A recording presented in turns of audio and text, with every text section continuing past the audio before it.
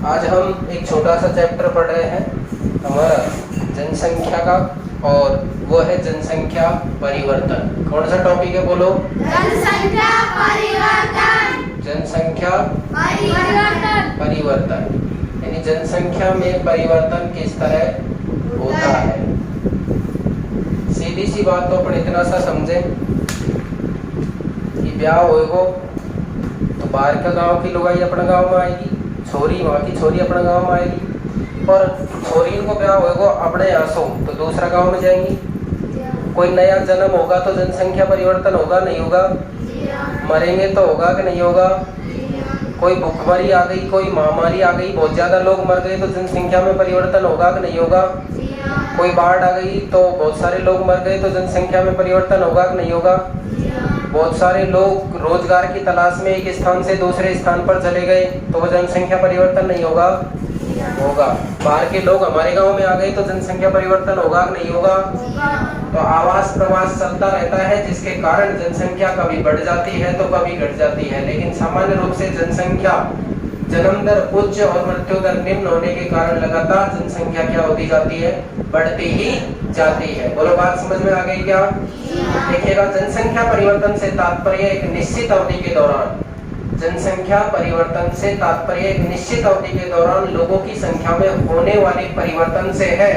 विश्व की जनसंख्या स्थिर नहीं रही है, यह कई गुना बढ़ गई है। और क्योंकि वास्तव में जन्म दर और मृत्यु दर में जब अंतर होता है, संख्या में जब परिवर्तन होता है, तो ऐसा होता है कि जन्म दर तो लगभग उच्च रहती है और मृत्यु दर क्या रहती है? निम्न। इस कारण जनसंख्या परिवर्तन लगातार बढ़ता जा रहा है।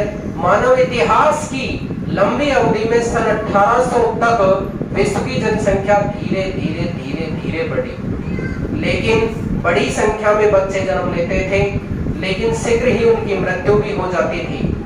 पहले क्या था, जब स्वास्थ्य सुविधाएं इतनी अच्छी नहीं थी तो बच्चे जन्म तो लेते थे लेकिन कुछ दिन बाद ही मर जाते थे।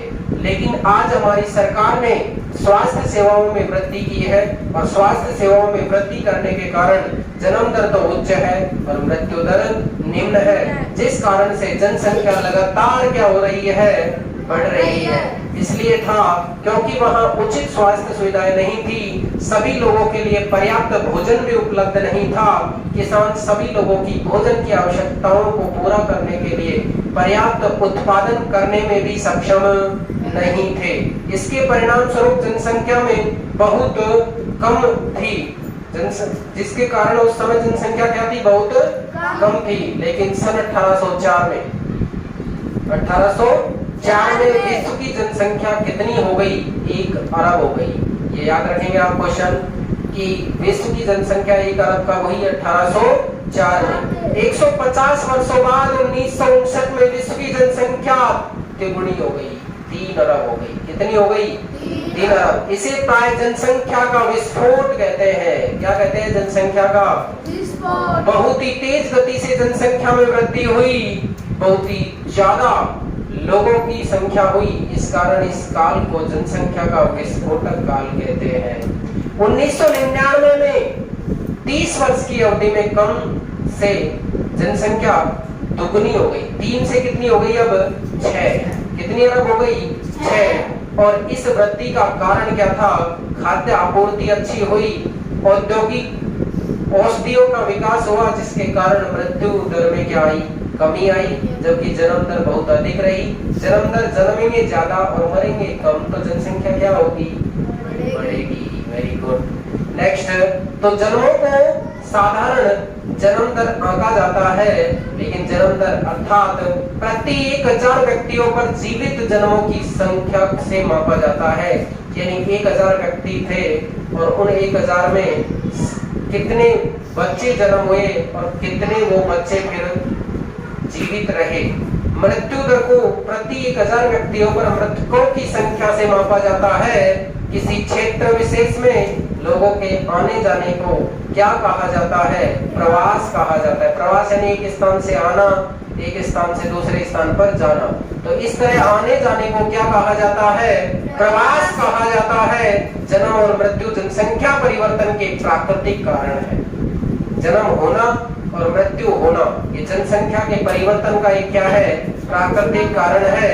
एक देश में जन्म दर और मृत्यु दर के बीच के अंतर को प्राकृतिक वृद्धि दर कहते हैं। जन्म दर ज्यादा, मृत्यु दर कम, जिसके कारण प्राकृतिक रूप से जनसंख्या लगातार क्या होती जा रही है, बढ़ती जा रही है। विश्व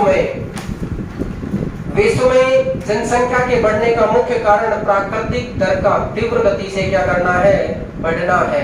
प्रवास एक अन्य कारण है, प्रवास एक अन्य कारण है जिससे जनसंख्या के आकार में परिवर्तन होता है। जनसंख्या अगर हमारे गांव में बाहर के 100-200 लोग और आकर रहने लग जाएंगे तो यहाँ की जनसंख्या बढ़ेगी या नहीं बढ़ेगी, बढ़ेगी। तो लोग एक देश से अथवा देश के बीच एक स्थान से दूसरे स्थान पर आ जा सकते हैं। उत्तर प्रवासी वे लोग होते हैं जो देश छोड़ देते हैं, जो देश छोड़ देते हैं वे क्या कहलाते हैं, उत्तर प्रवासी होते हैं। और अप्रवासी वे लोग होते हैं जो देश में वापस आते हैं। देश में आने वाले अप्रवासी, उत्तर प्रवासी यानी जाने वाले, देश छोड़कर दूसरे देश में जाने वाले उत्तर प्रवासी कहलाएंगे और दूसरे देश को छोड़कर हमारे देश में आने वाले अप्रवासी कहलाएंगे। नेक्स्ट, संयुक्त राज्य अमेरिका और ऑस्ट्रेलिया जैसे देशों में भीतरी प्रवास अथवा आप्रवास द्वारा संख्या क्या हुई है, लगातार बढ़ी है। भीतरी प्रवास का मतलब क्या हुआ है, भीतरी प्रवास का मतलब उसी देश के अंदर। सूडान देश एक ऐसा उदाहरण है जिससे लोगों के बाहर चले जाने अथवा उत्प्रवास के कारण जनसंख्या में कमी का अनुभव किया गया। अंतरराष्ट्रीय प्रवास, ध्यान से समझना, अंतरराष्ट्रीय प्रवास की सामान्य प्रवृत्ति यह है कि लोग अच्छे आर्थिक अवसरों की खोज में कम विकसित राष्ट्रों से अधिक विकसित राष्ट्रों की ओर चले जाते हैं और देश के अंदर बड़ी संख्या में लोग रोजगार के लिए, शिक्षा के लिए, स्वास्थ्य सुविधाओं की खोज के लिए ग्रामीण क्षेत्रों से लगातार नगरीय क्षेत्रों की ओर जा रहे हैं, जिससे भी जनसंख्या में क्या आता है, परिवर्तन आता है। शेष वार्ता अपनी अगली क्लास में होगी। धन्यवाद।